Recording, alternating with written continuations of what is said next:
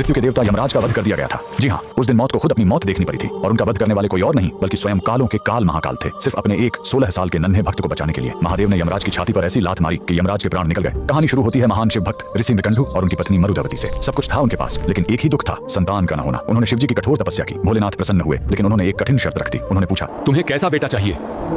एक जो 100 साल जिए लेकिन मूर्ख हो, या एक ऐसा ज्ञानी बेटा जिसकी उम्र सिर्फ 16 साल हो? ऋषि ने पत्थर दिल करके कम उम्र वाला ज्ञानी बेटा चुना। घर में किलकारी गूंजी। बेटे का नाम रखा गया मार्कंडेय। मार्कंडेय बड़ा होने लगा, उसका तेज बढ़ता गया। लेकिन जैसे जैसे उसका 16वां जन्मदिन पास आ रहा था, माता पिता का रो रो कर बुरा हाल था। जब मार्कंडेय ने कारण पूछा और उसे अपनी मौत का सच पता चला, तो वो नन्हा बालक बिल्कुल नहीं घबराया। उसने कहा, मैं उस महाकाल की शरण में जाऊंगा जो मौत को भी बदल सकते हैं।